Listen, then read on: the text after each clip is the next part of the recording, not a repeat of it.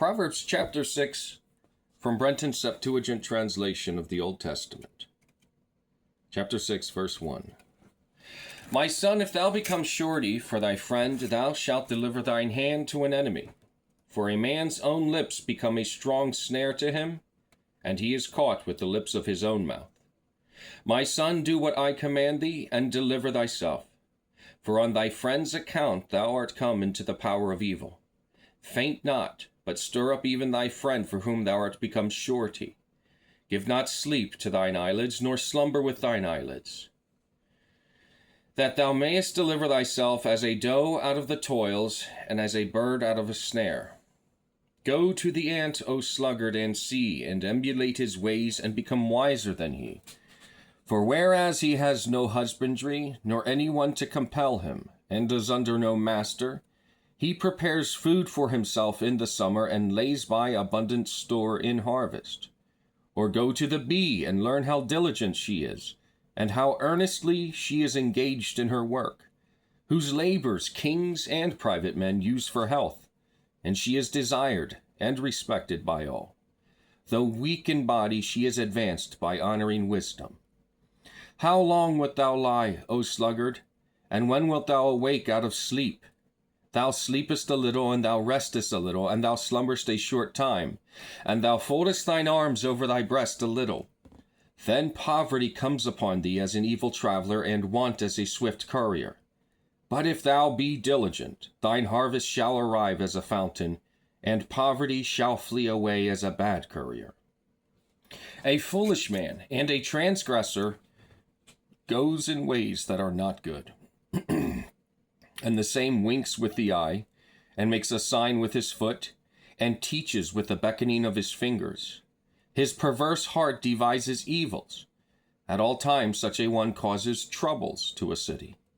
Therefore his destruction shall come suddenly, overthrow and irretrievable ruin.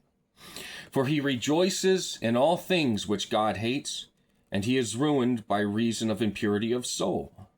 The eye of the haughty, a tongue unjust, hands shedding the blood of the just, and a heart devising evil thoughts, and feet hastening to evil. An unjust witness kindles falsehoods, and brings on quarrels between brethren. My son, keep the laws of thy father, and reject not the ordinances of thy mother, but bind them upon thy soul continually, and hang them as a chain about thy neck. Whensoever thou walkest, lead this along, and let it be with thee. And when thou sleepest, let it keep thee, that it may talk with thee when thou wakest.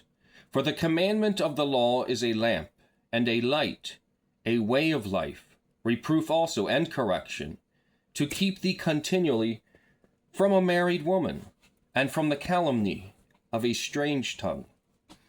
Let not the desire of beauty overcome thee, neither be thou caught with thine eyes, neither be captivated with her eyelids. For the value of a harlot is as much as of one loaf, and a woman hunts for the precious souls of men. Shall anyone bind fire in his bosom and not burn his garments? Or will anyone walk on coals of fire and not burn his feet? So is he that goes in to a married woman.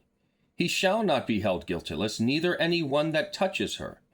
It is not to be wondered at if one should be taken stealing, for he steals that when hungry he may satisfy his soul. But if he should be taken, he shall repay sevenfold, and shall deliver himself by giving all his goods. But the adulterer, through want of sense, procures destruction to his soul. He endures both pain and disgrace, and his reproach shall never be wiped off. For the soul of her husband is full of jealousy. He will not spare in the day of vengeance. He will not forgo his enmity for any ransom. Neither will he be reconciled for many gifts.